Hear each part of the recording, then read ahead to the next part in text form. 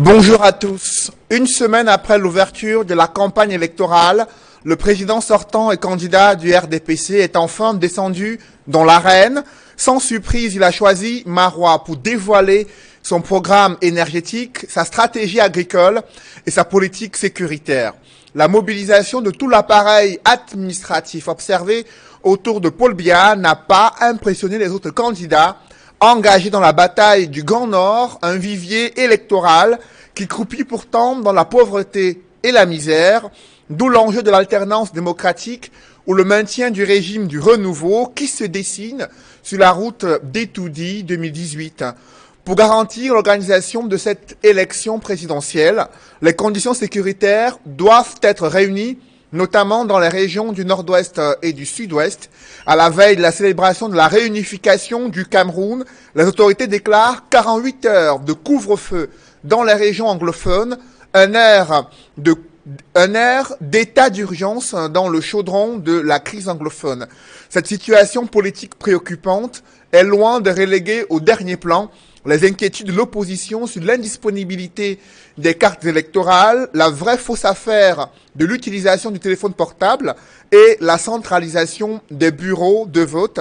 Depuis 1992, un scrutin présidentiel n'a pas autant cristallisé l'intérêt de l'opinion publique et la communauté internationale. Ses critiques à l'encontre des processus électoraux en Afrique et son implication dans les affaires africaines politiques ont été contestées dans les discours de plusieurs dirigeants africains lors de l'Assemblée générale des Nations unies à New York, aux États-Unis. Dans le paysage géopolitique, l'interventionnisme international se fait-il dans l'intérêt de résoudre les conflits en Afrique ou alors de protéger les intérêts de ces puissances étrangères? Ces problématiques constituent l'ossature de droit de réponse dimanche. Mesdames, Messieurs, bienvenue dans cette émission où le choc des idées fait jaillir la lumière des analyses effectuées sur ce plateau. Et à l'occasion de cette nouvelle édition de droit de réponse, je reçois sur ce plateau Edouard Fauchivet. Bonjour. Bonjour. Vous êtes militant du RDPC, également expert des questions de logistique et transport. Merci d'être avec nous ce dimanche. C'est un plaisir, surtout en ce moment où le candidat Biya est rentré dans l'arène. Vous comprenez la joie d'un militant du parti. Nous en parlerons tout à l'heure. Sur ce plateau, avec nous, Maître Moustapha Rouana. Bonjour. Bonjour Cédric, je suis heureux une fois de plus de me retrouver sur votre plateau, mais je n'ai pas le même enchantement que M. Edouard Fauchivet, dont le candidat a montré une fois de plus qu'il nargue les Camerounais au plus haut point. Avocat au barreau du Cameroun, membre du comité exécutif national du SDF. Autre panéliste présent sur ce plateau, il est éditorialiste et consultant sur droit de réponse. Edmond Kambia. Bonjour Edmond. Bonjour Monsieur Noufélé. Merci d'être avec nous encore ce dimanche. Et notre quatrième invité annoncé, Serge Sora, analyste politique, attendu sur ce plateau. J'aimerais commencer avec vous, Edouard Fauchivet, première sortie de Paul Biya, candidat du RDPC à l'élection présidentielle. Sans surprise, il a choisi Marois, chef de l'extrême nord. Quelle est votre analyse du discours de campagne de Paul Biya? D'abord, le choix de Marois de l'extrême nord est tout à fait indiqué par sa démographie, de par sa situation géographique, économique, et surtout dans le cadre de la sécurité, parce que les Camerounais de l'extrême nord ont montré, disons du Grand Nord, ont montré leur foi à l'unité nationale en allant contre cette Boko Haram qui a failli, n'est-ce pas, d'ailleurs qui a fait perdre à l'économie nationale des tonnes de milliards, mais s'est engagé à accompagner les forces de défense pour mettre hors d'état de nuire cette force invisible qui a attaqué le Cameroun alors que nous n'en avions pas. Donc c'était le cadre réservé pour le candidat Biya, normalement de communier avec ce vaillant peuple. Et une fois de plus, comme vous avez dit, à travers ces 10 points, n'est-ce pas, montrer à cette population, n'est-ce pas, l'offre qu'il présente afin d'être reconduit comme le président de la République. Et nous, oui, je vous en prie, allez-y.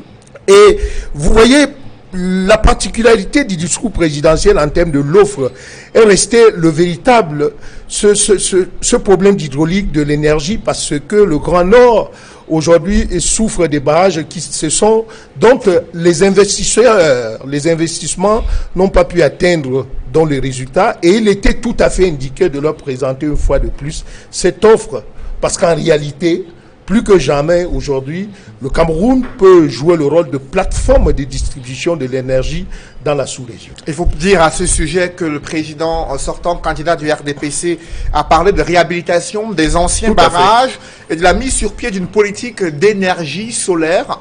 À ce sujet, maître Moustapha Ngwana, vous avez suivi le discours de campagne du président sortant, candidat à sa propre succession, Paul Biya, qui a choisi Marois une fois de plus pour lancer sa campagne. Quelle est votre analyse à la fois du choix de la destination, la toute première destination de son meeting politique et son discours? Il faut dire que s'agissant du choix de la ville de Marois, c'est un choix qui est, de mon point de vue, on ne peut plus logique, étant entendu que la région de l'extrême nord est celle qui a la plus forte population électorale, population à même de pouvoir voter, dont le plus fort électorat se trouve à Marois. Mais également parce que le président de la République, Paul Biya, a toujours considéré les populations de l'extrême nord comme du bétail électoral, il faut le dire, parce qu'il estime que à l'extrême nord, les gens vont continuer à voter sans véritablement réfléchir.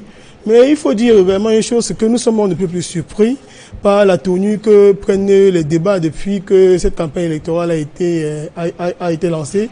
On fait l'effort d'éviter de pouvoir parler du bilan de M. Biya, parce que c'est par là qu'il faut absolument commencer, parce qu'on parlait d'énergie, il a parlé de l'énergie, il a parlé de sécurité, il a parlé également du défi agricole. Vous avez vu, nous avons aujourd'hui une kyrielle de tracteurs qui poussent comme des champions, qui sont complètement abandonnés dans la broussaille, dans le sud Cameroun. Mais aujourd'hui, on vient vous parler d'un projet agricole. En réalité, on n'a pas de boussole. On n'a pas de boussole, donc on ne peut pas avancer. Sur le plan énergétique, il y a une kyrielle de barrages qui ont été complètement abandonnés. Aujourd'hui, on parle de leur réhabilitation. Est-ce que nous avions déjà atteint l'autosuffisance sur le plan énergétique pour que ceux-là soient abandonnés au moment où ils l'ont été? Il en existe dans le septentrion, même ici dans le sud-ouest, il y a des barrages qui ont été abandonnés complètement. Et nous assistons également au scandale de Membele. Vous avez un barrage qui au départ était prévu à 25 milliards pour pouvoir produire 15 mégawatts. Aujourd'hui, on a près de 100 milliards de dépenses parce que c'est voulu, parce que c'est également une occasion pour une catégorie de fonctionnaires de pouvoir s'en mettre plein les poches. Vous avez parlé également des défis sécuritaires, ce qui est revenu dans le cadre de son discours. Mais le bourbier dans lequel nous sommes, il aurait pu être anticipé. On aurait pu apporter des solutions satisfaisant à nos populations de l'extrême nord, aux populations du nord-ouest et du sud-ouest. Les problèmes de sécurité ne sont pas nés. M. Biya n'a pas rencontré les problèmes de sécurité. Il les a générés par la malgouvernance et la non-gouvernance. Parce qu'il faut pouvoir dire les choses, telles qu'elles sont. Vous voyez, par exemple, on arrive dans la région de l'extrême nord. C'est une région qui, économiquement, est morte. Elle est morte avec l'assèchement du lac Tchad. Pourtant, il y a un projet qu'on appelle le projet Transaqua, que le candidat Joshua aussi se propose de remettre au goût du jour. Le projet Transaqua se propose de pouvoir prendre de l'eau du bassin du Congo pour pouvoir redonner la vie à toutes les populations qui vivent autour du bassin du lac Tchad. C'est un projet sur lequel les institutions de Bretton Woods et autres ont déjà travaillé. Donc, justement, on en parlera au cours de cette émission. Il faut préciser, messieurs, je ne vous ai pas interrompu, monsieur Fauché. Le président sortant et candidat du RDPC estime que le plus dur de ces épreuves sécuritaires a déjà été surmonté. Il reste à restaurer, dit-il, la paix dans les régions anglophones meurtries par les exactions des groupes séparatistes. Avec vous, Edmond Kambia, sur d'abord la sortie de Paul Biya, candidat du RDPC à Marois, et ensuite son discours, alors que d'aucuns s'attendaient à un bilan exhaustif de la mise en œuvre des promesses électorales faites en 2011, toujours à Marois. Le président de la République a choisi d'évoquer de nouveaux programmes qu'il compte mettre en place s'il est réélu à la tête du Cameroun. Quelle est votre analyse à ce sujet? Oui, M. Cédric Noufélé, je salue d'abord les téléspectateurs fidèles de cette émission. Je salue bien entendu tous les copanélistes ici présents. Le discours de Paul Biya à Maroua était très attendu. Lui-même était déjà attendu à Maroua comme dans de nombreuses localités, chefs-lieux des régions du Cameroun. On l'attend, il faut le dire encore, au nord-ouest et au sud-ouest. Et c'est fort heureusement qu'il a évoqué le sujet à Maroua. Et à ce propos, justement, il parle de restaurer la paix dans les régions du nord-ouest et du sud-ouest. Mais surtout, il demande aux populations de Maroua de gagner la bataille pour le développement. En réalité, son discours est segmenté en 3 parties. Il parle du développement, il parle de la paix et de la sécurité. Sur la sécurité, qui concerne aussi bien le nord-ouest, le sud-ouest que l'extrême nord, il parle de la nécessité pour les forces de sécurité, pour les populations, notamment les comités de vigilance qu'il a cités, en rappelant que la population a pu résister grâce aux comités de vigilance qui ont été créés. Et nous espérons qu'un statut sera accordé aux comités de vigilance qui font un travail formidable dans l'extrême nord. Mais en réalité, sur les questions de sécurité, lorsqu'il évoque le nord-ouest et le sud-ouest, il n'est pas très disserte. Il dit tout simplement qu'il est important de restaurer la paix dans ces régions. Et il évoque en passant les prétendus libérateurs. Nous pensons qu'il veut parler des forces dites sécessionnistes dans ces régions-là. Nous aurions souhaité. Certes, il a évoqué également le dialogue, parce qu'il a parlé de fermeté et dialogue. C'est-à-dire, en réalité, le bâton et la carotte. Et comme je le disais tantôt, il n'est pas allé davantage sur ces questions. On espère que le moment venu, lorsqu'il ira probablement à Boya ou à Bamenda, il nous en dira davantage sur la manière de restaurer la paix et la sécurité dans les régions qui ont des problèmes. Maintenant, sur les batailles concernant le développement, parce qu'il a dit qu'il faut gagner la bataille du développement. Il a même rappelé et dit qu'il est important que la région de l'extrême nord soit développée parce que c'est une région qui regorge du minerai et du pétrole. Il a parlé de l'exploration et même de l'exploitation. Donc, cela présage d'un futur, ce sont des perspectives. Et j'ose croire que cela concerne ce qu'il a considéré comme étant les opportunités dans l'extrême nord et peut-être aussi dans les autres régions du Cameroun. Parce que ça fait partie de ces slogans de campagne.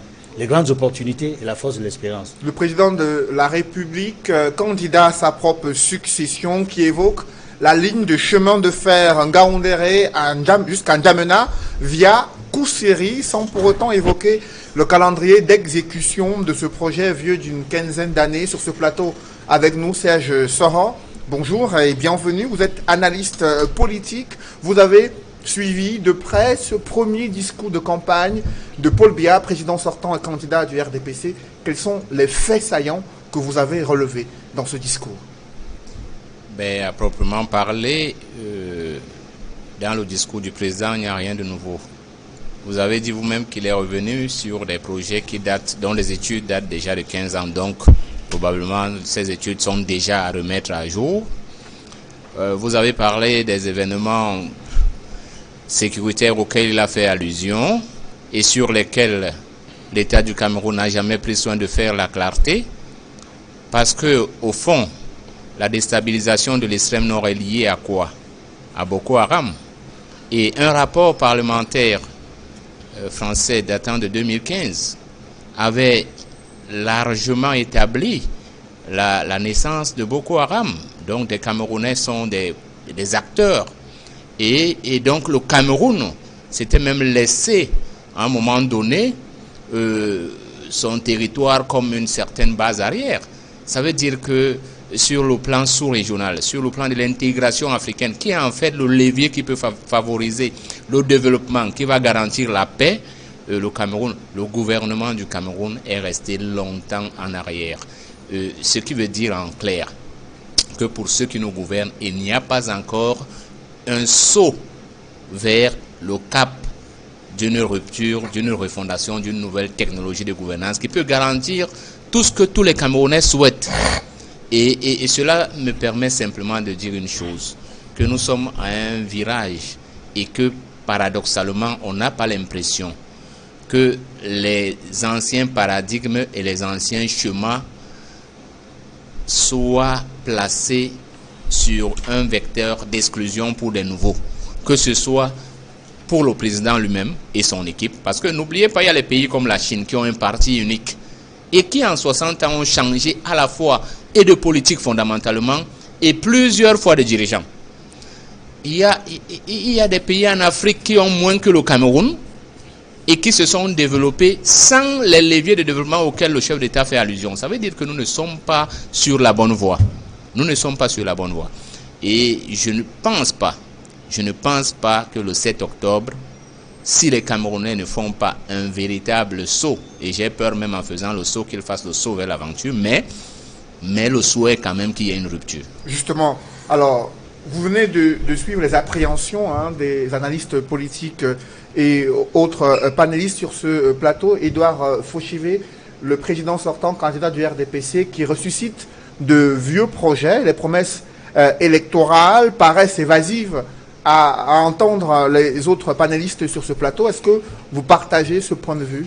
C'est tout à fait normal que l'avis du SDF ou bien de l'analyste qui à l'entendre parler, on comprend qu'il a fait son choix puisqu'il a dit que le 7 octobre, il ne faut pas que le peuple puisse s'aventurer. Et quand il a dit ça, ça veut dire qu'il veut voir le RDPC bouter. Mais je voudrais d'abord revenir sur ce qu'il a dit par rapport au Boko Haram et lui dire qu'il a fait mauvaise analyse. Les Camerounais n'ont pas laissé leur base au Boko Haram. Le Boko Haram a utilisé le secteur aujourd'hui en termes de frontières du Cameroun comme leur base. Les Camerounais n'ont pas cédé. Je crois qu'il faut corriger ça clairement pour que les téléspectateurs nous comprennent et comprennent je me permets de vous dire que je suis en train de parler. Le Cameroun a cédé parce que vous devez contrôler chaque centimètre de votre territoire. Oui, je suis en train vous devez contrôler chaque centimètre. Et lorsque vous le laissez à l'abandon, c'est que vous avez cédé. Édouard Fauchivé à la parole d'abord. Vous réagirez après. Maître, je parle et je dis donc que nous n'avons pas cédé notre espace et c'est pour ça que nous sommes allés à la reconquête de cet espace. Et c'est pour ça d'ailleurs que lors de mon première intervention, j'ai dit que ce choix, c'était pour mettre, de parler de cette vaillante population. Maintenant, au niveau de ce qu'il dit, je crois que nous sommes dans une campagne électorale et il s'agit d'un marché politique où il y a les offres. L'offre que présente le candidat, notre candidat du RDPC, est à la face maintenant de consommateurs politiques, que sont donc les électeurs. Et je crois que qui mieux que les populations du Grand Nord, de l'extrême Nord, pour apprécier plus que jamais ce que le président a dit. Par rapport à ce que vous parliez tout à l'heure du chemin de fer, ce chemin de fer est déjà dans le cadre de la sous-région Tchad-Cameroun, à travers la convention de 99. Le Cameroun a fait son travail à travers la présentation maintenant de tout ce qu'il y avait comme analyse et étude du réseau. Ceci a été validé. On attend maintenant la contribution maintenant du Tchad. Et je crois que je suis mieux placé dans le cadre de la logistique pour parler de ça parce que dans le cadre du transport maritime aujourd'hui où 2 ports sont complètement installés au niveau du Cameroun, l'évacuation en termes de post-acheminement est tout à fait mieux indiquée, plus indiquée aujourd'hui à travers le chemin de fer. Donc c'est quelque chose qui sera viable. Non, je pense que l'offre que présente le candidat Biya, le candidat du RDPC, ce n'est pas ressusciter les morts. C'est parce que, n'oubliez pas que nous avons, est-ce que c'est l'avantage? Sinon, nous avons au moins le choix de dire aujourd'hui que nous dirigeons et que les erreurs dans le cadre du management, quelles que soient les crises, puisque n'oubliez pas que le gouvernement de la République, nous fonctionnons dans plusieurs secteurs de crise. Et c'est pour ça que vous avez parlé tout à l'heure de certains projets réveillés, mais nous disons plutôt certains projets qui ont été étudiés, mais malheureusement qui n'ont pas atteint leurs objectifs à travers les multiples crises que nous avons eues. Alors donc, ces offres peuvent encore plus que jamais aujourd'hui être présentées. Edmond Kambia, sur la perception qu'ont les Camerounais de ces premières promesses électorales de Paul Biya entre le candidat que vous avez suivi en 2011, qui était plus précis et détaillé dans ses promesses électorales, et celui qui vient d'effectuer sa première sortie pour la campagne électorale de 2018. Quelle est votre analyse? D'abord, avant d'évoquer cet aspect du sujet, nous notons qu'il est arrivé à Maroua, visiblement comme président de la République. Et très vite, quand il est arrivé au stade, on a vu le candidat du RDPC à l'élection présidentielle. Mais dans le protocole, comme dans la façon dont les choses se sont déroulées entre son arrivée à l'aéroport et le meeting, on a eu du mal à distinguer le chef de l'État, le président de la République, du candidat du parti RDPC à l'élection présidentielle. On a vu les moyens d'État être déployés pour le président de la République et les moyens être déployés pour celui qui par la suite a été le candidat du RDPC à l'élection présidentielle. Il serait intéressant que l'on sache jusqu'où M. Paul Biya est président de la République et jusqu'où il commence à être candidat. Est-ce que ça pose c'est une question qu'il faut poser. Est-ce que ça pose un problème dans votre analyse? C'est une interrogation, c'est un questionnement important pour rassurer les autres candidats à l'élection présidentielle, notamment ceux de l'opposition, qui ont du mal à distinguer le président de la République du candidat Paul Biya à l'élection présidentielle. Cela se pose d'autant qu'il y a un débat actuel qui fait rage dans les réseaux sociaux et dans les médias écrits et audiovisuels depuis qu'on a parlé du financement de la campagne électorale, la modique somme de 15 millions de francs que certains ont accepté et que d'autres n'ont pas accepté. Parce que dès maintenant, il faut que ce soit clair pour la suite de la compétition, si les moyens seront équitables pour tous les candidats. Ça, c'est un questionnement. Maintenant, sur la question que vous avez posée, en 2011, Paul Biya était tout feu tout flamme. Il a fait de grandes propositions, mais aussi on a pu voir des réalisations tout de même par rapport à la fille aînée du renouveau, Maroua, la région de l'extrême nord. Cette fois-ci, une des différences, c'est que le discours en 2011 était plus long. Cette fois-ci, c'est l'un des discours de campagne les plus courts, les moins longs que Paul Biya ait pu présenter sur le terrain. On peut penser qu'il est allé droit à l'essentiel. Mais en réalité, il me semble qu'il a voulu éviter ce que Maître Moustapha appelait le bilan. Mais c'est un homme politique, c'est un stratège. Il est libre de choisir la meilleure méthode, le meilleur discours possible qu'il va adresser aux populations de l'extrême nord, qui, il faut le dire, parce qu'il l'a rappelé, il a toujours bénéficié du soutien des populations de l'extrême nord. Ça, il l'a dit.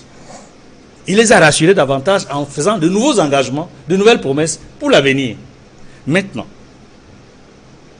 quelle leçon peut-on en tirer? Paul Biya se rend compte que ce mandat qu'il recherche, que les candidats de l'opposition veulent lui arracher, est un mandat pour lequel il doit être très fin dans l'approche. Parce que, ne l'oublions pas, c'est son entrée officielle en campagne. C'est son premier meeting. C'est son premier discours d'ouverture. Et j'observe qu'il a essayé, je le disais tantôt, de dire l'essentiel, d'éviter les sujets qui fâchent. Même sur la crise anglophone, il a dit effectivement l'essentiel. Mais je disais tantôt, il n'a pas été très discret pour qu'on sache davantage sa position par rapport aux propositions qui ont été faites, par exemple, par la société civile, par les religieux. Et le président sortant qui fait son entrée en campagne 6 jours après l'ouverture officielle de la campagne électorale, Maître Moustapha Anguana sur cette capacité du président de la République à éviter son bilan, comme l'a souligné tout à l'heure Edmond Kamgia, pour se concentrer sur des propositions à faire et ressusciter des projets connus depuis de nombreuses années, annoncés plusieurs fois et qui tardent à être matérialisés. Comment vous entrevoyez justement la suite de cette campagne avec l'intérêt que les candidats à l'élection présidentielle portent pour le Grand Nord, pour le Septentrion? Vous savez, une élection présidentielle, c'est la rencontre entre un homme et son peuple. Voilà. Et nous nous rendons compte de ce qu'une élection une campagne électorale qui doit avoir lieu pendant une quinzaine de jours le président sortant a malheureusement contre lui deux choses. Son très grand âge et son bilan. Et son bilan qu'il ne veut surtout pas évoquer. Parce que s'il faut évoquer le bilan, ce serait la catastrophe. Et malheureusement, j'ai la faiblesse de penser que les journalistes, sans s'en rendre compte, jouent un peu à ce jeu.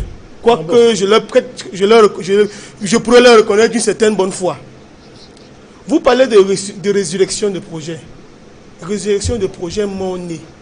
Parce qu'on n'a jamais posé la moindre pierre, on n'a jamais rien. C'est-à-dire que tous les projets qui sont évoqués aujourd'hui sont des projets qui n'ont pas connu une once de commencement. Lesquels? En 2011, on vous a dit qu'il y aurait un tramway à Yaoundé et à Douala. C'était des propositions qui avaient été faites au peuple camerounais. Nous n'avons pas eu de tramway. On n'a même pas. Et il y avait des images qui avaient été projetées à l'époque. Nous n'avons rien vu. Aujourd'hui, on vous parle de paix. Mais une paix qu'on s'est assuré, qu'on s'était organisé à déstructurer progressivement par la malgouvernance. Et aujourd'hui, on scande le vouloir vivre ensemble comme si c'était nouveau. Vous n'êtes pas en train de vous perdre par rapport à la question. Je ne me perds pas. Je suis politique. On me pose une question, je vous donne l'orientation. Moustapha, allez-y. Je vous donne l'orientation que je veux. Vous avez tout à l'heure, je vous ai entendu dire que vous aviez une offre politique. Le président Paul Biya n'a pas d'offre politique. Il faut que nous soyons clairs dessus. En 87, il nous a sorti un ouvrage qu'on appelle le libéralisme communautaire. Plus de 30 ans après, il revient avec le même ouvrage, on essaie de le toiletter. Chez nous, en Afrique, on dit que lorsque vous êtes dans la forêt et que vous vous retrouvez 2 fois devant le même arbre, c'est que vous vous êtes perdu. Et je me rends compte, malheureusement, de ce que M. Biya est complètement perdu et qu'il veut perdre avec lui les Camerounais. Il n'y a pas d'autre issue à l'élection du 7 octobre. C'est qu'il puisse partir pour que le Cameroun puisse se mettre debout. Mais pendant ce temps, l'extrême nord, l'une des régions les plus pauvres du Cameroun, selon les statistiques officielles, attend des candidats, des propositions concrètes afin de voir comment son développement pourrait s'améliorer. Le président en sortant, candidat du RDPC, a insisté sur l'exploration du sous-sol de cette région. Il a évoqué la ligne de chemin de fer, la construction des infrastructures qui, selon lui, font défaut, mais qui pourraient être réalisées dans les toutes prochaines années s'il est réélu président de la République. Qu'est-ce que vous en pensez concrètement, Maître Moustapha? Dans notre projet de société, on propose le tourisme à haut rendement. Le tourisme à haut rendement peut être fait dans la partie septentrionale de notre pays, dans l'extrême nord.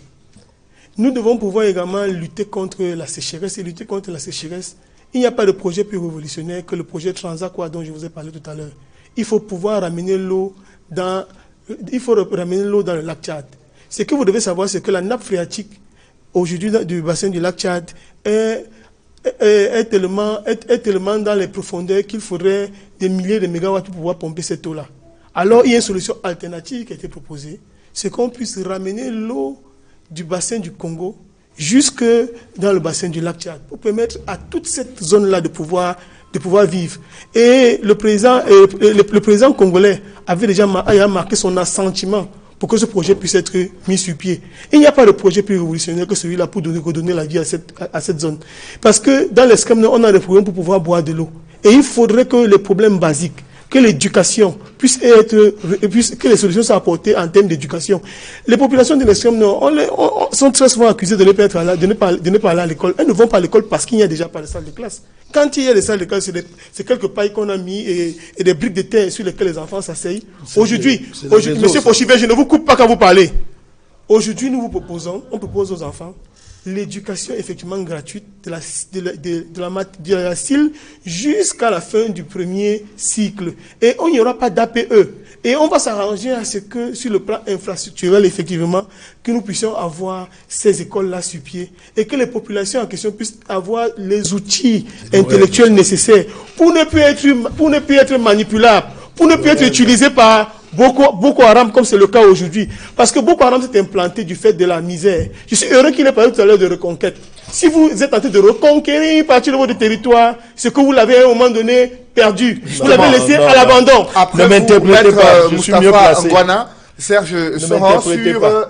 la question de l'intérêt des candidats pour cette partie du Cameroun, la Damawa, le nord et l'extrême nord, vivier électoral important, qui croupit pourtant dans la misère et la pauvreté. Ce sont les régions les plus pauvres du Cameroun, sur le plan économique, social également. Quels sont les enjeux? Pourquoi tant d'intérêt pour ces régions-là? Comment vous appréciez le déploiement de ces différents candidats à l'élection présidentielle? Disons que c'est tout à fait normal en tant qu'acteur politique de conquérir la région qui va peser le plus dans une élection. Mais permettez-moi de revenir 2 secondes en arrière pour répondre à 2 allégations qui m'ont été adressées par le représentant du parti du pouvoir. Déjà, laissez-moi vous dire qu'il y a eu une réflexion qui avait été commise, le projet Cameroun, qui a été soumise à tous les candidats et jusqu'à présent, beaucoup n'ont pas semblé nous dire si elle était dans le même sens que leur proposition. Pour dire quoi? Qu'il y a au moins 3 choses. Parce que lorsque vous avez envoyé votre invitation, j'ai vu dans le programme qu'il y avait une évaluation à mi-parcours. Quand on regarde les 4 dernières élections présidentielles, tant en chiffres que dans maillage territorial, on a l'impression qu'il y a une lassitude qui s'est installée. Et il fallait qu'on interprète cette lassitude. Que ce soit du côté du parti au pouvoir ou du côté des autres candidats à la conquête. On a l'impression que les gens se sont fatigués et qu'ils souhaiteraient que soit les anges, soit les fantômes viennent les aider à gagner, alors que la victoire est possible d'un autre point de vue, même si stratégiquement les choses n'ont pas été faites comme ça. Pourquoi les gens vont vers le nord? Eh bien, les gens vont vers le nord parce qu'ils savent qu'on est en politique et que les gens ont des fiefs. Et si je pars de l'évaluation telle que vous avez demandé dans votre programme, de la Damawa à l'extrême nord, le Cameroun a déjà été, disons que l'ensemble du territoire est actuellement coupé en 4 grandes zones électorales, d'après les premiers déploiements de campagne. Vous allez voir, et nous avons de la Damawa jusqu'à l'extrême nord et à l'est. On a l'impression que là-bas, il y a déjà un vainqueur. Objectivement parlant, je dis scientifiquement, que ce soit, on prend 3 critères. La présence médiatique, même vous-même ici à Equinox, quand je regarde vos reportages, on a l'impression que dans ces 4 régions-là, il y a un parti qui est presque totalement présent à tous les jours, à toutes les heures et partout. Il y a l'axe sud-ouest-nord-ouest qui est abandonné. On dirait que c'est un abandon organisé. Et là où il n'y a qu'une seule personne aussi. Ça aussi, ça a un effet. Ça a un effet. C'est voulu. C'est pas un hasard. C'est pas un hasard parce que je ne pense pas que ceux qui ont souhaité que le Cameroun soit avec K soient vraiment ceux qui ont créé le conflit là-bas. Après, il y a le grand littoral et une partie du centre où les jeux semblent ouverts. J'ai été très très impressionné hier par quelque chose qui s'est passé à Edea, où le parti du pouvoir a organisé un très grand meeting avec un grand déploiement et il n'y avait personne. Il n'y avait personne à Edea, ni même ses alliés. Parce que j'ai entendu certains dire que l'Union des populations du Cameroun avait officiellement pris son cas. Je suis militant de l'UPC, je ne sais pas. Il n'y a jamais eu de décision officielle de nos instances dirigeantes à ce sujet. Et justement, à Edea, où nous avons un maire, j'ai vu 2 représentants de ce parti au meeting de soi-disant l'allié. Ce qui veut dire que si le chef d'État, qui connaît ce maillage, la 4e zone étant justement l'ouest, qui ressemble un peu au littoral, mais où il sait que d'autres leviers vont jouer, vous allez comprendre même le sens de la réduction de ses descentes sur le terrain. Il a l'impression qu'il n'a pas besoin de trop se mouiller. Chacun va faire sa partition.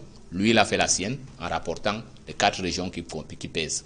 Maintenant, ce que moi je voudrais que les Camerounais comprennent, c'est que les jeux, même quand c'est 1% de chance à une élection, les jeux ne sont pas faits. Parce que le premier, ce n'est pas déjà la victoire Hikek Noun, surtout pour cette élection.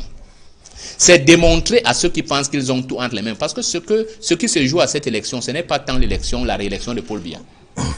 C'est ce que les gens préparent contre le Cameroun pour rester à vie au pouvoir après lui. Il faut qu'on fasse une petite étude historique. Si vous prenez les élections présidentielles de 92 à 2011, vous allez vous regarder 4 choses. Le nombre d'inscrits est passé de 4 millions en 92 à 7 millions en 2011 pour retomber à 6 millions en 2018. Pourquoi? Alors que la population a quasiment augmenté d'un tiers. Les résultats du vainqueur sont passés de 1 185 000, je parle, on peut vérifier ces chiffres, 1 185 466 voix en 92, 3 167 820 voix en 97, 2 665 000 voix en 359 voix en 2004, où on était à 4 millions, 3 700 000 en 2011, quand on était 7 millions. Ça veut dire que maintenant, si nous sommes à 6 millions et que le Nord sera à 2,6 millions, quel est son calcul? Il sait à peu près quelles sont les voix qu'il a et il sait ce que les autres ne doivent pas avoir. Justement, Edmond Kambia, sur l'analyse de ces enjeux électoraux au regard de cette répartition à la fois des différents viviers observés dans le Grand Nord, le Grand Littoral, l'Est et l'Ouest, est-ce que les autres candidats, leur déploiement pour justement amorcer cette alternance démocratique, est-ce qu'on se dirige vers cette grande bataille au-delà du Grand Nord? Je pense que la grande bataille a commencé par le Grand Nord. On a vu la plupart des candidats y aller plusieurs fois. Au début, d'abord dans la phase de pré-campagne, on a vu des candidats de l'opposition aller dans le Grand Nord, dans les régions de la Damawa, du Nord et de l'extrême Nord. Et dès qu'on a lancé officiellement la campagne électorale, on revoit encore les mêmes candidats de l'opposition repartis dans la Damawa, dans le Nord et l'extrême Nord. C'est un signe fort qui conforte l'analyse que vient de faire M. Sor, qui montre très bien que les 3 régions de la partie septentrionale du Cameroun sont un grand vivier électoral. C'est pratiquement la moitié des suffrages des inscrits actuels, parce que nous sommes dans les 6 500 000, 666 000, 6 666 000, quelque chose comme ça. Donc, si le Grand Nord à lui tout seul a 2,5 millions et poussière, c'est presque la moitié. Donc, c'est pour cela que la grande bataille, c'est dans les régions du Grand Nord. Mais également, cela n'enlève rien aux autres régions où la bataille sera intense, notamment dans les fiefs dits de l'opposition, c'est-à-dire les fiefs historiques de l'opposition, c'est-à-dire le Grand Littoral, c'est-à-dire le Grand Ouest, le Grand Ouest, le Grand Littoral, et peut-être une partie du centre. Et restons simplement dans la partie littorale et la partie ouest, qui dans le passé, de 92 jusqu'à peut-être 2011, a été le fief, j'allais dire, du principal parti de l'opposition actuelle, le SDF. On s'interroge aujourd'hui, est-ce que ces grands fiefs-là, le Grand Littoral et le Grand Ouest, resteront encore des fiefs de l'opposition et notamment du SDF? C'est une question qu'il faut se poser. Cette question est d'autant pertinente que depuis l'entrée en scène d'un parti qui s'appelle le MRC en 2012, on a le sentiment que le SDF est effrité, non seulement par le parti au pouvoir, même plus, mais également par le MRC qui monte en flèche comme étant la 3e force après ces 2 grands partis. Et on ne sait pas si le MRC va aller encore plus loin en 2018 et peut-être aussi aux élections de l'année prochaine en 2019, c'est-à-dire les législatives et les municipales. Donc c'est un élément qu'il faut mettre en compte pour dire que la bataille sera intense, non seulement entre le parti au pouvoir et les candidats de l'opposition, mais également et surtout entre les formations politiques de l'opposition elle-même, et notamment entre le SDF et le MRC. Donc la bataille sera intense. Mais il y a un outsider, j'allais le dire ainsi, je ne sais pas si c'est le terme approprié, qui s'appelle Cabral Libye. Dans cette affaire, je pense que Cabral Libye, à lui tout seul, est un enjeu électoral. Parce que celui des candidats de l'opposition qui réussira à avoir Cabral Libye, quels sont les au cas arguments, où c'est désir pour lui, quels sont les arguments que vous utilisez, Edmond Kambia, pour estimer que ce candidat, lui, peut jouer un rôle important dans ce scrutin présidentiel? Cabral Libye, pourquoi est-ce qu'il peut jouer un rôle important dans cette élection présidentielle? Dans sa jeunesse, c'est un atout. C'est également, on pourrait dire, il a les défauts de ses qualités. Et on l'a vu récemment avec la bourde qu'il a faite par rapport à une des confessions religieuses. Mais je vais insister davantage par rapport à ses atouts. Sa jeunesse, son implication et sa présence forte dans les milieux étudiantins. Nous avons plusieurs universités d'État. Et partout, dans toutes les universités, si vous faites un vox pop, la plupart des étudiants disent « je veux voter Cabral Libye ». Nous espérons seulement que tous ces étudiants-là, tous ces élèves et tous ceux qu'on a vus mobilisés dans ces campagnes ont la carte d'électeur. Parce qu'il ne suffit pas seulement de venir en campagne pour les candidats, pour Cabral Libye, pour tous les autres, mais il faut y aller en ayant en main sa carte d'électeur pour pouvoir voter pour Cabral Libye ou pour la personne pour laquelle il va peut-être se désister. Parce que restons optimistes. La coalition, c'est-à-dire le candidat du consensus, il est encore possible au jour d'aujourd'hui. À quelques jours de la phase finale, c'est encore possible, selon les informations que nous avons. Donc, je pense que ce candidat qui a parfois été vilipendé, n'est-ce pas, j'allais dire par... Le SDF. Non, n'accusons personne. Il a peut-être été vilipendé par des militants ou sympathisants de certaines formations politiques, je peux dire ainsi, à cause de sa jeunesse, ou alors à cause de son passé. Ce sont vos ministres du RDP qui le vilipendent. Mais disons que dans les meetings, comme sur les plateaux, j'ai eu la chance de débattre avec lui sur un des plateaux, ici à Equinox même, je me suis rendu compte que c'est quelqu'un qui maîtrise son sujet. Justement, et ça, c'est un atout. Après vous, Edmond Kamga, Maître Moustapha Ngwana, sur cette campagne à mi-parcours, le SDF qui a lancé sa machine autour du candidat Joshua aussi, comment vous analysez déjà cette première étape de la campagne électorale et le dernier virage qui est annoncé avant le 7 octobre? Vous savez, il y a une très forte communion entre le candidat Joshua aussi et le peuple. Je vous ai dit j'ai dit tout à l'heure que l'élection présidentielle était un rendez-vous entre un homme et son peuple. Il a fait tout le Mongo, il a fait tout l'Ouest, il est allé dans la Damawa et aujourd'hui il est dans la partie septentrionale. Et il avait été dans la partie septentrionale pendant plus de 2 semaines dans la période qui précédait la campagne électorale pour toucher du doigt les réalités des uns et des autres et pouvoir également, d'une certaine manière, créer une véritable fusion entre lui et les populations de ces régions-là. Lesquelles populations ont cessé d'être du bétail électoral.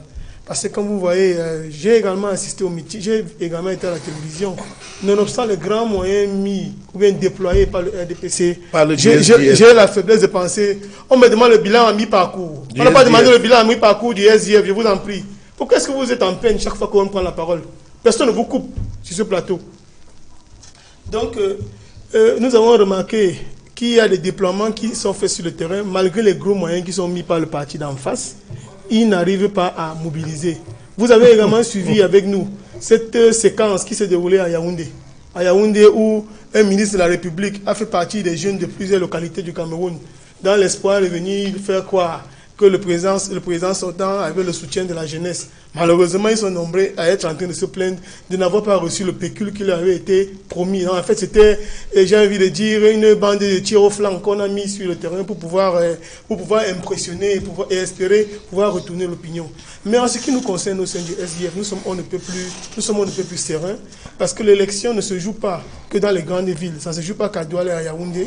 L'élection se joue également dans l'arrière-pays. C'est pourquoi nous sommes dans l'arrière-pays, pour toucher les réalités, pour vendre notre candidat, pour vendre notre projet de société, pour notre programme politique, je vous l'ai dit, et c'est pourquoi il est dans le Grand Nord. Mais un des enjeux les plus importants, et qui est au-delà même de la seule mobilisation, c'est celle de la présence dans les bureaux de vote. C'est peut-être anecdotique de le dire. Nous sommes allés il y a des antennes communales de l'ECAM dans la région du centre où notre président régional est allé pour déposer la liste de nos représentants. Le chef d'antenne était on ne peut plus surpris et a été hésitant à recevoir parce qu'il y a fort longtemps qu'aucun parti d'opposition ne s'était présenté dans ces zones-là. Et nous avons compris tout cela. Nous étions à 49% en 2011 de présence dans les bureaux de vote. Cette élection-ci a ceci de particulier qu'il y a eu une certaine maturité, il y a une maturité sur la scène politique. Il y a une véritable offre programmatique. Et il y a également une offre stratégique. Parce que les partis politiques apprennent de leurs erreurs. Aujourd'hui, je peux vous garantir que nous serons présents dans tous les bureaux de vote, du nord au sud, de l'est à l'ouest. Et vous savez, l'un des principaux défis, c'est celui de pouvoir endiguer la fraude. Endiguer la fraude, c'est être présent dans les bureaux de vote. Parce que quand vous n'êtes pas là, s'il n'y a eu que 10 électeurs, à la fin de la journée, on remplit le procès verbal en disant que 500 personnes ont voté pour le candidat qui était le seul présent dans les bureaux de vote. Alors nous avons compris cela. C'est pourquoi depuis le mois de mars, vous avez vu, nous avons un quartier général. Et nous sommes en train de travailler sur le plan stratégique. Et nous avons également tous les moyens pour pouvoir comptabiliser nos voix le soir de l'élection. Donc, à mi-parcours, on ne peut plus satisfaire par ce qui a été fait par notre candidat et ce qui est encore en train d'être fait. Nous aurons 2 méga meetings à Yaoundé le 5 et ici à Douala le 6, où les uns et les autres pourront évaluer la perspicacité, l'efficacité de tous les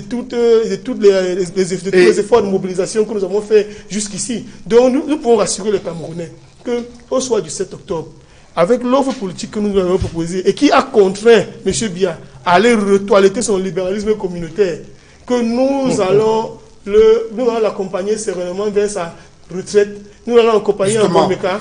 Et sur la route d'Etoudi 2018, ce problème des centralisations des bureaux de vote, mais aussi d'une rumeur, des allégations sur l'interdiction des téléphones portables durant le scrutin présidentiel a agité cette semaine l'opinion publique, mais aussi les différents candidats. Édouard Fauchivé, vous avez certainement vu cette image avant le démenti des LECAM à ce sujet, interdiction de téléphones portables durant le jour du scrutin. Comment vous avez réagi à ce sujet? Oui, je voudrais d'abord faire une remarque. La remarque est simple, c'est que le temps de parole, quand vous aviez fait 16 minutes entre Soro et Moustapha et 6 minutes avec votre collègue, et que le RDPC, le représentant que je suis, ne parle que de 3 minutes, vous comprenez qu'il y a quelque chose. Donc, j'ai dit ça. Votre répartition n'est pas la mienne. Lorsque j'ai dit ça, je vous donne la parole. Lorsque j'ai dit, vous pouvez vous exprimer simplement. Lorsque j'ai dit, la parole ici sur ce plateau. Lorsque j'ai dit ça, allez-y. Et que lors de la présentation de vos invités, M. Soré était comme un analyste et qui se déclare maintenant comme un UPC. Vous comprenez que j'ai face à moi maintenant 2 partis d'opposition et le RDPC. Je voudrais que nous avons 3 candidats. Donc, nous avons 3 candidats, si c'est le cas. Et l'UPC n'est pas candidat à l'élection présidentielle. Je vous en prie. Je voudrais donc... ne perdez pas votre sérénité. Moustapha, permettez à Édouard Fauchivé de s'exprimer. Ne perdez pas votre sérénité. Moustapha, merci. Édouard Fauchivé, vous avez la parole. Avant de répondre à votre question, je voudrais revenir sur la précédente qui est importante à savoir, puisque le RDPC ne vous a pas déblayé aujourd'hui son analyse à mi-parcours. Je me réjouis du fait que l'UPC sur le podium ici et le SDF comprennent aujourd'hui que l'élection présidentielle étant l'offre d'un candidat vis-à-vis de son peuple va en profondeur du pays pour la recherche de voix.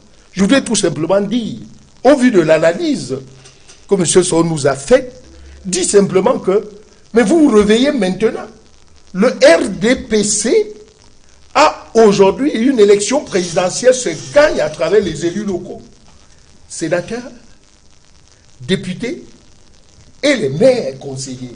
Et lorsque j'ai dit ça, et que ce n'est pas un calcul mathématique, et que je vois en termes de représentativité, parce que aller en profondeur, ça veut dire que vous trouvez au moins un maire ou un conseiller, ça veut dire que le RDPC, dans le cadre maintenant du triangle national, à cette représentativité et le travail politique se fait au niveau de la base.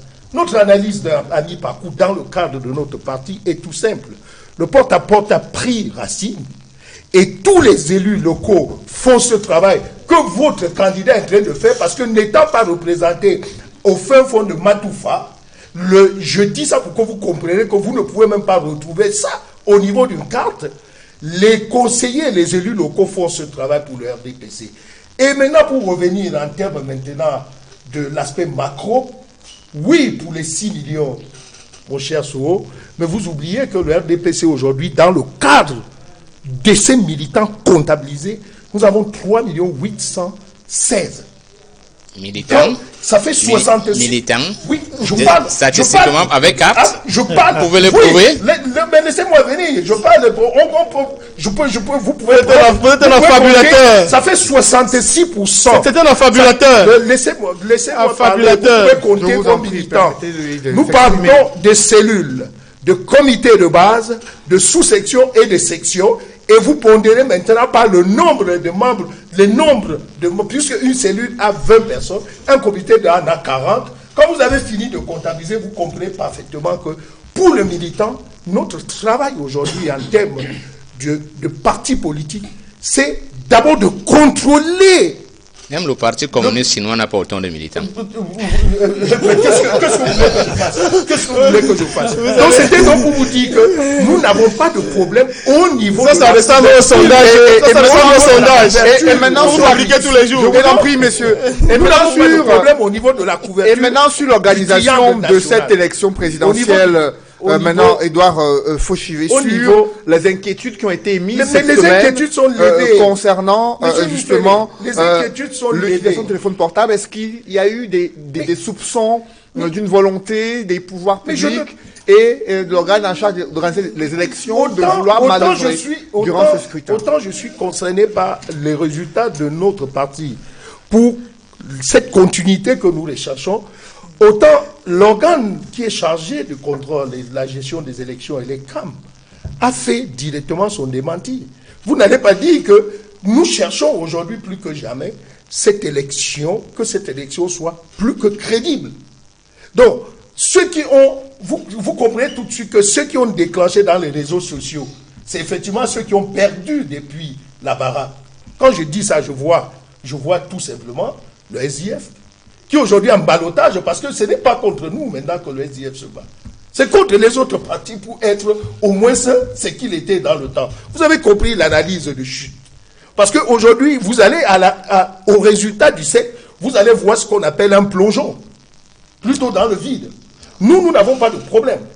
Nous voulons aujourd'hui que Elekam, tel que le directeur général l'a dit, que Elekam puisse donner aujourd'hui une certitude d'une élection crédible. Et le RDPC, plus que jamais, tend la main pour cette crédibilité. Et pour garantir cette élection présidentielle, les conditions sécuritaires doivent être réunies, notamment dans les régions du nord-ouest et du sud-ouest.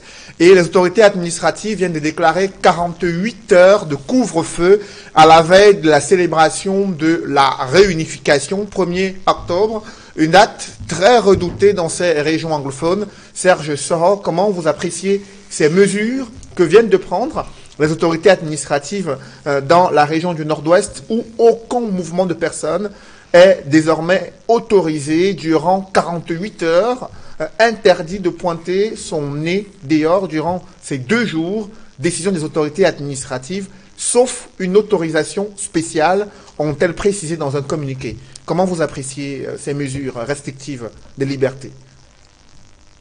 Je dirais que, comme citoyen, parce que je vais vous répondre à 2 niveaux, comme citoyen d'un pays qui eût été normal, c'est une bonne décision. Parce que le pays est en danger, il y a une guerre civile. Mais comme acteur politique qui a pendant 3 ans interpellé le gouvernement sur la menace qui pesait sur le Cameroun, la menace d'une guerre civile, je l'ai dit, on peut retrouver les archives.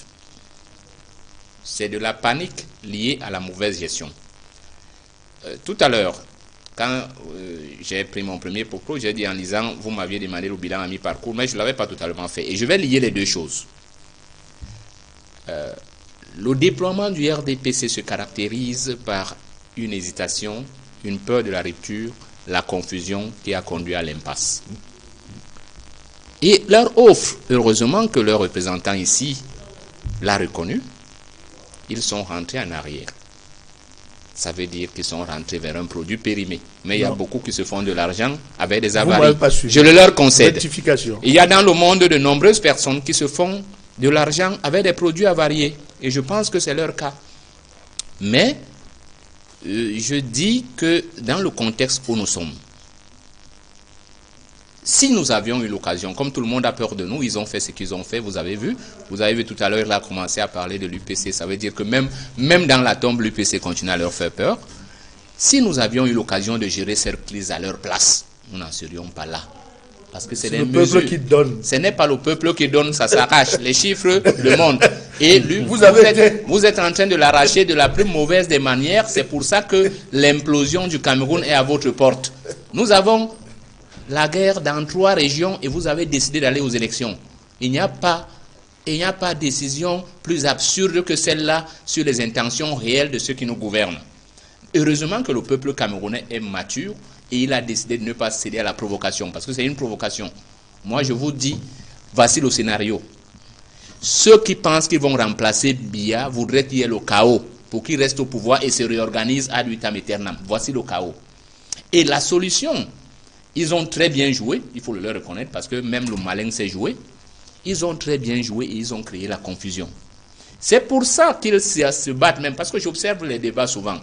Au lieu de parler comme un homme politique aurait parlé, voilà ce que j'ai promis, voici ce que j'ai fait. Tout le monde ne peut pas tout faire, ça c'est reconnu. Mais au moins j'ai fait ça, il n'arrive pas à le dire. Depuis 60 ans, UNCRDPC, depuis 35 ans pour celui qui est là. Ce qu'il vous dit, c'est que les autres sont mauvais, ils ne vous proposent rien. Mais maintenant qu'on est face à un problème sécuritaire, est-ce que le couvre-feu a déjà mis fin à une guerre? Je vous dis non. Le couvre-feu n'a jamais mis fin à une guerre. Au contraire, le couvre-feu peut même desservir. Les grandes nations qui font face à ces crises, la France a eu le problème avec les Corses, et l'Espagne et les Basques, pendant des années. Et les Catalans même. Il n'y a jamais eu de couvre-feu là-bas et ça s'est résorbé. Le Nigeria à côté de nous a eu le problème avec les gens du Delta. Ça n'a jamais eu de couvre-feu en permanence. C'est pourquoi je reviens sur une question essentielle qui est sécuritaire. Parce que si nous avions pris part aux élections, nous allions détailler tout cela pour montrer la racine profonde du mal camerounais. On est resté sur les standards de la colonisation et de la déshumanisation des Camerounais. Qu'est-ce que le couvre-feu va faire?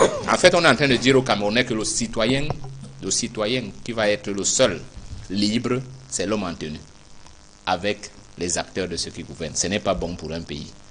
Ce n'est pas bon pour un pays de faire quoi. C'est un peu comme les contrôles routiers, vous savez, tous les barrages qu'on met sur les routes pour dire qu'on contrôle. Ces barrages n'ont jamais été efficaces. Justement. Mais on les maintient pour déshumaniser les citoyens. Alors, sur la question de ce couvre-feu désormais instauré dans la région du Nord-Ouest et certaines villes anglophones du Sud-Ouest, à la veille de la célébration de la réunification, ce fameux 1er octobre, Edmond Kamgia, comment appréciez-vous cette mesure prise par les autorités administratives? Quel est l'enjeu d'une telle décision? Oui, d'abord il faut dire que c'est une mesure de sécurité préventive prise par les autorités compte tenu du contexte sociopolitique qui règne dans ces régions-là, dans le Nord-Ouest et le Sud-Ouest notamment. Il faut dire ensuite que c'est une mesure qui a été expérimentée à plusieurs moments pendant cette crise anglophone qui s'est transformée en guerre dans ces localités-là. Et on peut faire un peu le bilan de ces mesures-là et on se rendrait compte que ça a été plus ou moins efficace, mais il y a eu des bons et des mauvais côtés. Mais parce qu'il y a eu des mauvais côtés, je voudrais dire que j'ai quelques appréhensions par rapport à cette mesure qui est prise à la veille du 1er octobre, lorsque l'on sait que ce n'est pas la première fois que les populations du Nord-Ouest et du Sud-Ouest font des manifestations pour commémorer la réunification. C'est-à-dire, en réalité, c'est depuis un an simplement qu'il y a un nouveau sens à ce 1er octobre. Non, parce qu'ils cherchaient quelque chose, il faut le dire. C'est depuis un an seulement. Parce que officiellement et traditionnellement, c'est la commémoration de la réunification. C'est-à-dire ce jour où nous sommes mis ensemble, c'est-à-dire les deux entités, le Cameroun oriental et le Cameroun occidental. C'était ça, c'est la signification profonde. C'est pourquoi on n'oublie pas ce jour-là, que chaque fois le 1er octobre, nos frères du Nord-Ouest et du Sud-Ouest se sont levés le 1er octobre. Parce que visiblement, les pouvoirs en place depuis Aïdjo n'ont pas donné un véritable sens au 1er octobre, qui est ce jour des retrouvailles. Donc, aujourd'hui, de décréter cette mesure-là, j'ai très peur. Ça risque d'être contre-productif. compte tenu justement de la guerre qui sévit dans ces deux régions. Je crains fort que malgré cette mesure qui a été prise, qu'il y ait des mouvements et qu'il y ait peut-être des morts. Justement, l'idée, non, j'ai dit que c'est une mesure de sécurité préventive normale et importante, mais j'ai dit que j'ai des appréhensions parce que ça peut créer d'autres types de problèmes, parce que l'administration pouvait encadrer l'éventualité des manifestations. On l'a vu, même lors des meetings. Rappelez-vous, il y a eu des cas. D'ailleurs, en temps normal, pendant la période électorale, on ne devrait pas interdire les meetings aux partis de l'opposition. Les sous-préfets qui s'y sont hasardés ont violé le code électoral. Parce que j'ai assisté, par exemple, au lancement du meeting du MRC à Bonabéry, qui avait été interdit pour des raisons qui ne tiennent pas debout. Et fort heureusement, il y avait une trentaine de véhicules de police et gendarmerie, y compris un camion à eau. Mais ils se sont comportés avec responsabilité. Et tout s'est bien passé. Parce qu'ils ont bien encadré ce meeting, qui avait été interdit pourtant. Cela signifie qu'il est possible d'encadrer les meetings de l'opposition au Cameroun. C'est pour dire que même cet événement, qui est redouté le 1er octobre dans les régions nord et sud-ouest, peut être encadré sans qu'on ait à prendre une mesure d'interdiction ou de couvre-feu. Alors face à l'escalade de violences meurtrières dans les régions anglophones, les autorités administratives ont choisi le couvre-feu, disent-elles, pour protéger les populations d'éventuelles attaques des groupes armés séparatistes dans les régions anglophones. Maître Moustapha Ngwana, comment appréciez-vous la stratégie gouvernementale mise en place pour éviter qu'il y ait une autre escalade de violence durant ce 1er octobre, qui est aujourd'hui une date importante pour ces groupes armés séparatistes? Il y a un peu plus de 6 mois, j'avais été invité sur ce plateau par une de vos collègues. Je faisais valoir ici qu'il était important qu'une solution soit trouvée à cette crise avant le mois d'octobre. En réalité, on s'y met un peu au petit bonheur la chance. Parce que, voyez-vous, on sait que le 1er octobre est une journée agitée au Cameroun, particulièrement dans les régions anglophones. Et c'est une journée qui allait être encore plus sanglante cette année. Parce que, voyez-vous, l'année dernière, il n'avait pas d'âme, mais il y a eu une querelle de mort. Aujourd'hui, où on se rend compte qu'il y a effectivement des groupes armés qui écument la région anglophone, on aurait pu ouvrir la porte véritablement au dialogue, la porte à la réconciliation, pour qu'advenue la date des élections, ou bien la date du 1er octobre, que les choses puissent se dérouler en toute sérénité. J'ai bien peur pour notre pays. Moi, je ne suis pas un acteur de l'apocalypse c'est-à-dire que prédire ce qui se passera le 1er octobre. En tout cas, je ne le souhaite pas. Je souhaite que les choses se passent de manière un peu plus pacifique. Mais je crois que la stratégie qui est mise sur pied par le pouvoir gouvernant est malheureusement la pire qui aurait pu être choisie. Parce que vous imaginez que voici déjà 2 années que le mal a atteint son pic. Une 3e année où les enfants ne vont pas à l'école. Le chef de l'État n'a pas daigné se rendre dans les 10 régions. On n'a pas daigné se rendre dans les 10 régions. Et aujourd'hui, ce qu'on trouve à faire, c'est de restreindre la liberté d'aller et venir, qui, il faut le rappeler, est un droit qui est constitutionnel. Parce que quand vous lisez le préambule de Constitution, la liberté d'aller et venir est un droit fondamental. Donc ce n'est pas un droit qui peut être manipulé avec autant d'inconséquences comme le fait aujourd'hui monsieur le gouverneur de la région du Nord-Ouest. Nous aurions souhaité donc, comme je le disais, que les choses se passent différemment. Et il ne faut pas perdre de vue que, contrairement à ce qu'a dit mon frère d'à côté, il n'y a pas que 3 régions au Cameroun qui sont attaquées. En réalité, il n'y a que 2 régions qui n'ont pas encore été attaquées. Parce que quand vous voyez Boko Haram, l'onde de choc de Boko Haram, c'est tout le septentrion. À l'est, nous avons la Séléka. Quand vous arrivez à l'ouest, vous avez les villages de Fongo Tongo, Fonsolé et consorts qui sont attaqués depuis les Bialem et autres. Quand vous arrivez ici dans le littoral, tantôt on vous dit Pendambo, Kombanga et consorts qui sont attaqués. Donc en réalité, il n'y a que 2 régions qui ont une forme d'accalmie. Donc les solutions véritables doivent être trouvées. Et elles doivent être trouvées par une personne qui a encore le dynamisme de l'âge, la capacité de pouvoir se rendre dans les 10 régions, de proposer des solutions véritables. Parce que je doute fort, c'est un exemple qui a été pris peut-être plusieurs fois, mais vous ne pouvez pas mettre un buste là devant cet immeuble, un bus de 80 places, et on vous dit que le conducteur a 86 ans et qu'il faut qu'il vous amène en Banga. Vous descendrez et moi avec vous. Donc aujourd'hui, le président Biya ne peut plus trouver de solution. C'est ce qu'on appelle une espèce de cotel qu'on met sur les jambes de bois. En réalité, c'est des solutions qui ne peuvent rien apporter, parce que vous pouvez gagner l'accalmie d'une journée ou bien de 2 jours, mais vous n'allez pas résoudre la crise. Comme disaient les Espagnols, venceréis, pero no convenceréis. Vous allez peut-être vaincre, mais vous n'allez pas convaincre. Justement, alors il faut savoir que les irrédentismes, comme on dit, se transmettent de génération en génération. Et le président Paul Biya, à ce sujet, a insisté sur la nécessité de restaurer la paix dans les régions anglophones, meurtries par les exactions des séparatistes. Dans son discours de campagne, il a dit qu'il va tout faire afin que les populations du Nord et du Sud-Ouest sachent que leur place est au sein de la République du Cameroun. Édouard Fauchivé, mais elles ont un autre sentiment au regard de ces restrictions des libertés, 2 jours à ne pas pointer son nez hors de sa maison en raison de ces attaques. Mesures préventives, certes, mais d'aucuns, vous l'avez suivi sur ce plateau, estiment que le gouvernement, les pouvoirs publics n'ont plus de stratégie adéquate pour faire face à cette fronde séparatiste. Oui, vous savez, il faut garder le côté politique de la chose, parce que c'est bien beau de dire que depuis 2 ans, 3 ans, les enfants ne vont pas à l'école. C'est bien. Mais ce que vous oubliez, c'est que un certain 1er octobre a déclenché et la cause de ce que nous vivons. C'est pour ça que j'ai dit tout à l'heure à mon ami que je ne le retrouvais pas, parce que nous avons fait plusieurs plateaux où il avait normalement fait des analyses en termes de prévention de cette fameuse marche des avocats. Et on a un avocat sur le podium ici. L'histoire que nous vivons aujourd'hui, qui fait en sorte que 2 régions sont devenues des régions d'attaque. Vous avez bastonné les avocats, bastonné et non apporté les solutions. Vous avez bastonné les avocats quand les avocats ont fait des revendications légitimes. Mais il faudrait que la vérité soit rétablie. Donc je dis donc que permettez à Édouard Fauchivé de s'exprimer.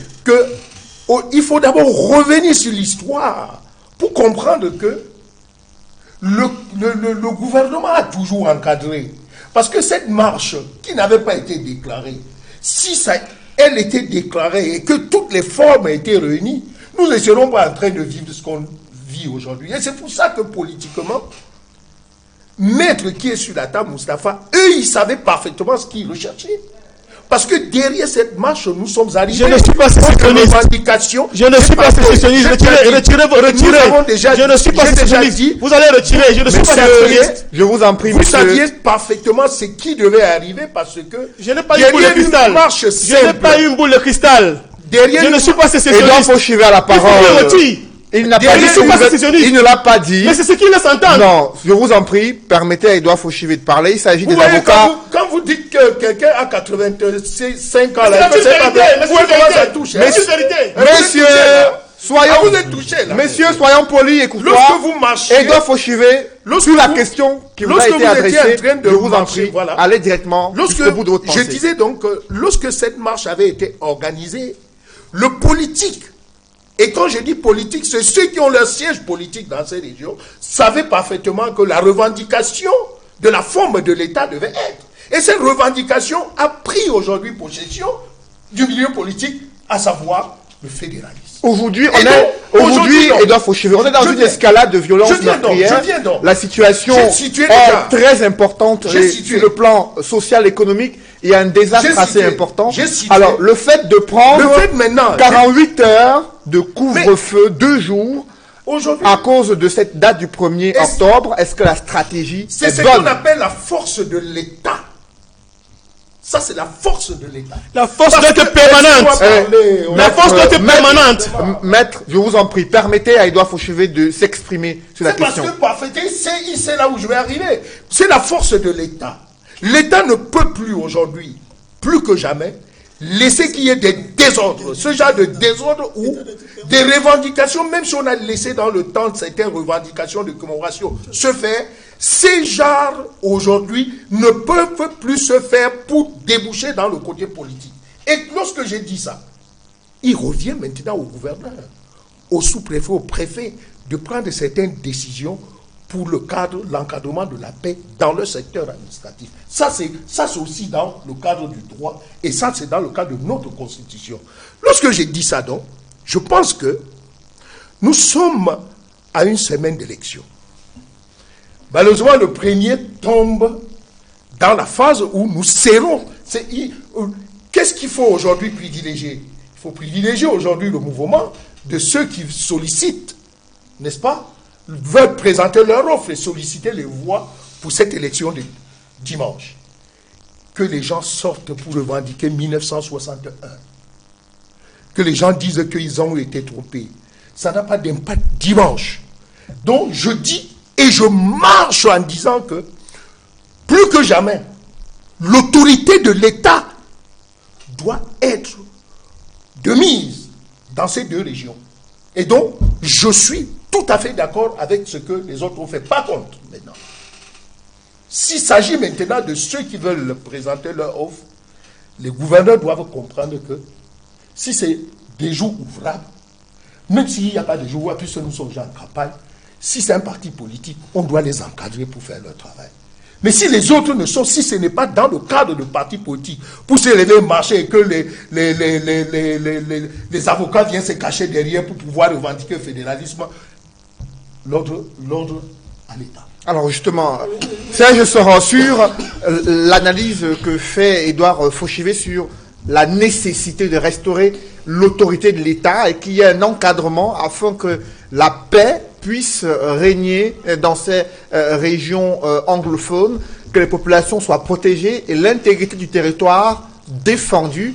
Il estime que c'est une mesure nécessaire et qui a toute sa place dans le cadre de la lutte contre ces mouvements séparatistes. Que pensez-vous de son analyse? Non, son analyse est erronée. Le vœu de l'intégrité et la sécurité des populations, c'est tout à fait normal. C'est un devoir régalien de l'État. Quand il exprime, à travers son analyse, tous les canons qu'il a exprimés, il fait implicitement un aveu d'échec. Pourquoi en sommes-nous arrivés là? Comment est-ce qu'un État a-t-il été incapable de garantir la sécurité avec des gens qui viennent l'attaquer avec des calibres 12? Vous pouvez m'expliquer cela? Dans un pays normal, moi je ne comprends pas. Et c'est pour ça que j'ai dit que les acteurs politiques et les militants d'un certain parti, j'ai l'impression, tout en les respectant fermement, parce que j'ai des camarades là-bas qui ont été très brillants, mais j'ai l'impression qu'il y a souvent un lavage de cerveau contextuel lié à la volonté d'avoir quand les autres veulent être. Parce que vous savez que dans ce pays, on a deux catégories de citoyens. On a les citoyens, quand on leur dit qu'il faut que nous ayons une patrie, ils vous disent on a. Et ils vous ajoutent je pense, tu suis. Ça veut dire qu'une fois qu'ils ont débité une programmation, vous devez suivre même quand ils se trompent. Malheureusement, je me permets de leur dire que le chemin est encore très long et donnons-nous la chance d'avancer. Abandonnons ce schéma qui veut que pendant que les uns pensent, d'autres dépensent. Pendant près de 70 ans, et je dis nous continuons à penser, je dis qu'il y a 3 ans que nous leur avons dit ce qui allait arriver, et c'est arrivé. Maintenant, ils se débattent comme des diables dans un bénitier. C'est pas comme ça, c'est la mauvaise formule. Je vous en prie, c'est la mauvaise formule. Le couvre-feu, qu'est-ce qu'il va faire? Laissez-moi vous expliquer, si nous sommes vraiment en guerre. Il va déblayer le terrain, il n'y aura plus de civils, et 2 armées vont s'affronter. Est-ce que vous voulez? Si les sécessionnistes, peut-être que c'est vous qui l'êtes, parce que je ne comprends pas qu'ils existent. Ici, vous voyez que le Cameroun a écrit avec K. Vous savez quels sont ceux qui ont commencé? C'est pas l'UPC, vous vous trompez. S'il vous plaît, je parle au Camerounais. Je parle au Camerounais. Allez regarder vos manuels d'histoire et vous verrez que les premiers à écrire le Cameroun avec K à partir des années 50, ce sont nos frères. Faux. Si la question ce sont justement nos frères du Cameroun. Oui. Occidental, monsieur Fauchivet, allez relire vos livres d'histoire. Je suis désolé, peut-être qu'ils ressemblent beaucoup aux livres de 5e de sciences. Ce sont nos frères qui ont choisi. Il y avait là-bas 2 courants. un courant qui voulait rester au Nigeria. Et ceux-là, leur parti ne commençait pas avec K. C'est le KNCC, le KNDP et le One Cameroun. C'était pour exprimer quoi? C'était pour exprimer leur volonté de revenir au Cameroun uni. Je suis désolé, voilà la vérité. Et ces gens ne peuvent pas être des sécessionnistes.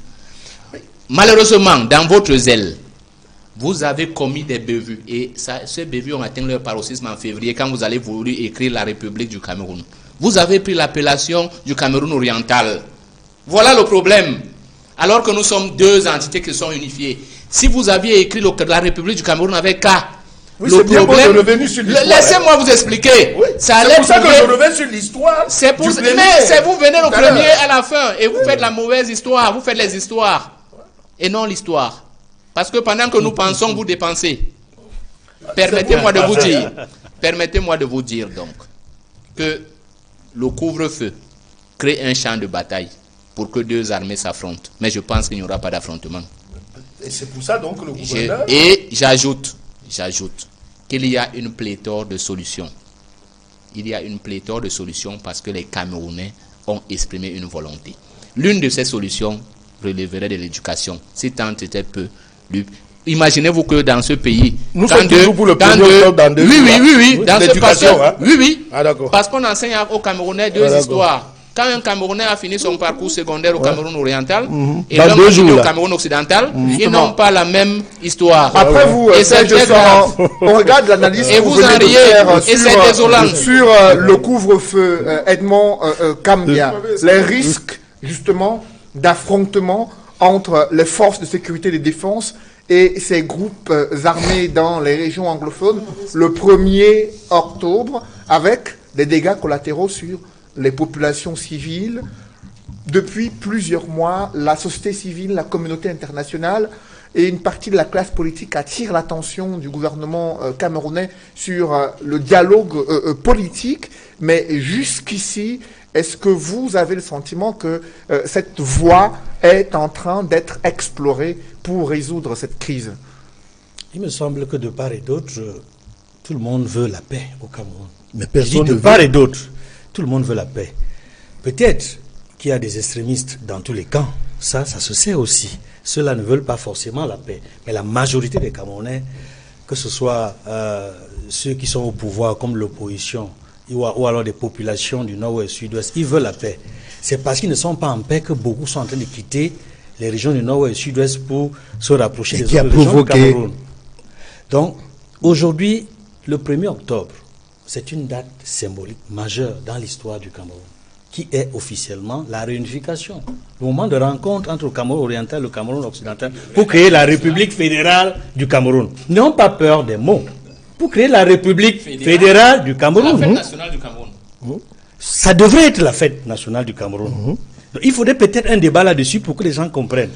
D'où la nécessité de ce dialogue inclusif qu'on attend depuis si longtemps. Parce que la date qui doit commémorer la rencontre entre ces deux entités-là est importante à magnifier, à glorifier. Cela dit, disons, entre le 1er octobre et le 7 octobre, c'est la semaine de tous les dangers. Voilà. Je comprends le sens de la décision de l'autorité administrative. C'est pour ça que j'ai dit tantôt, c'est une mesure de sécurité préventive. J'ai également dit mes appréhensions par rapport à cela. Et je reconnais la capacité des forces de sécurité du Cameroun, notamment la police et la gendarmerie, à assurer l'ordre. Et ils l'ont fait dans plusieurs occasions et ça a bien marché. Il n'y a pas eu des actions dans beaucoup d'événements auxquels j'ai assisté. Je voudrais dire ceci, qui est également important. Il est souhaitable que, parce que c'est la dernière semaine de la campagne électorale, je souhaite que tous les candidats à l'élection présidentielle essayent, dans leur discours, d'avoir l'idée de l'histoire du Cameroun. C'est-à-dire que l'importance pour nous de vivre ensemble, pas comme slogan, mais comme une réalité. Parce qu'une partie de notre pays, une partie de la population, notamment sur le nord et le sud-est, se sentent de plus en plus à l'écart de tout ce qui est en train de se passer. C'est la raison pour laquelle il y a une bonne partie qui se retrouve au Nigeria malgré elle. Il y a une bonne partie qui sont considérés comme ce qu'on appelle les déplacés internes. On ne devrait pas être déplacé dans son propre pays. Cela signifie qu'il y a quelque chose qui ne va pas. Il faut qu'on évite ça. Justement, à ce sujet, Maître Moustapha Ngwana, sur cette mesure qui est prise concernant la dernière semaine de la campagne électorale, semaine de tous les dangers, selon les appréhensions que vient de formuler ici Edmond Kamga. Comment vous entrevoyez justement les 7 prochains jours, dernier virage de la campagne électorale avant le jour du scrutin, avec les mesures prises par Elecam, notamment dans les régions du nord-ouest et du sud-ouest, où il est envisagé une centralisation des bureaux de vote pour faire face à cette situation sécuritaire? Voyez-vous, moi je ne suis pas un eschatologue, je n'imagine pas les choses seulement de manière chaotique. Nous souhaitons que les choses se déroulent dans la paix, dans la sérénité, dans l'intérêt supérieur de la nation camerounaise. Mais seulement, il faudrait noter que les mesures qui sont prises par Elecam sont des mesures qui sont contre-productives. Elles sont contre-productives parce que l'un des rôles que doit jouer Elecam est de rapprocher les bureaux de vote, les centres de vote des populations. Alors, vous vous rendez compte de ce qu'on est dans des zones où il y a de fortes turbulences, de forts défis sécuritaires, et qu'on se retrouve obligé de demander à des populations de se déplacer sur des kilomètres pour venir voter à 1000 lieues de chez eux. Donc, nous avons le sentiment qu'il s'agit d'une très très mauvaise décision et qu'il fallait absolument maintenir les centres de vote là où ils sont. Et puisque, comme M. Fauchivé l'a fait noter tout à l'heure, que l'État a le monopole de la violence légitime au sens de Weber, l'État a le monopole de la violence légitime, mais cette violence légitime doit l'État doit l'exercer à tout moment, de manière permanente et non de manière séquencée et objectivée, parce qu'on a le sentiment qu'il y a une volonté de décourager les populations du nord-ouest et du sud-ouest à pouvoir participer à l'élection. Si je suis dans une... Apprenez également à écouter M. Fauchivé. Ah, c'est vous qui me dites ça. Si je suis dans une zone où il y a une crise sécuritaire, vous comprenez que je peux voter plus facilement à l'arrière de ma maison où il y a une école publique, plutôt qu'à des kilomètres où je vais affronter des balles non seulement de l'armée, éventuellement des sécessionnistes, parce que vous savez que les sécessionnistes, lorsque vous arrêtent, ils prennent vos cartes d'électeurs, ils prennent vos cartes d'identité, ils brûlent. Vous savez que c'est ce à quoi ils se livrent. Ah, c'est vous qui me dites, hein. Moi, c'est ce à quoi ils se livrent. Voilà, et je crois que si vous êtes dans l'ère du temps, avec les réseaux sociaux, il y a suffisamment d'éléments pour pouvoir attester de cet état de choses-là. Donc, vous êtes mieux placé. En un mot comme en mille, la décision prise par Elecam est on ne peut plus dangereuse. On ne peut pas. Et nous avons proposé des solutions. Lesquelles? On a proposé des solutions. C'est déplacé interne, ce qui est une première dans l'histoire de notre pays, et ça arrive sous le renouveau de M. Bia, qui, dit-on, est un homme de paix. On aurait pu, puisqu'ils sont déjà dans le fichier Elecam, avec leur CNI, retrouver leur nom et leur permettre de pouvoir voter là où ils se trouvent. Mais est-ce que les dispositions juridiques permettent puisque il faut savoir cette mobilité mais ça, c'est l'élection présidentielle. Du RDPC. Je vous en prie. L'élection présidentielle permettez à Maître Moustapha de s'exprimer. L'élection présidentielle a ceci de particulier. Il aime le désordre. Allez-y, vous avez la parole. L'élection présidentielle a ceci de particulier qu'il y a une circonscription unique. Donc vous pouvez avoir été inscrit à l'extrême nord, je ne sais pas trop, mais si on vous donne la possibilité, après avoir contrôlé le fichier, que vous êtes bel et bien inscrit dans les zones en conflit, de vous donner un récépissé provisoire qui établit par exemple que vous venez peut-être de Woum. Oui, mais c'est ce qui a été fait. Cette solution a été appliquée au Nigeria. Oui. Au Nigeria, c'est une solution qui a été proposée relativement à Boko Haram. Mais cette solution, nous l'avons proposée par écrit, parce qu'il y a des gens qui aiment faire de la jactance, comme mon vis-à-vis, M. Fauchivé. Mais nous avons fait des propositions par écrit pour proposer cela à Elecam. Mais malheureusement, on attend toujours de voir quelles sont les dispositions qui seront prises à cette date-là. Et vous comprenez donc que la semaine qui commence sera une semaine on ne peut plus difficile. Et nous espérons que les partis politiques pourront avoir la possibilité de se déployer en toute sérénité dans les régions anglophones, parce qu'il est de la responsabilité de ceux qui nous gouvernent de garantir notre sécurité. C'est le minimum que nous leur demandons. Et j'espère que M. Fauchivé, qui se livre à des actes de désordre sur le plateau, l'a compris. Je vous en prie, messieurs, pas de désordre sur le plateau de droite réponse.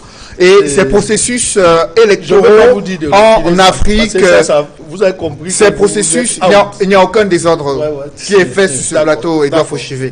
Ces processus électoraux en Afrique qui suscitent de vives critiques de la part des puissances internationales. Et Joseph Kabila, président du Congo, Kinshasa, a tenu à contester cette façon de faire de la part des puissances étrangères.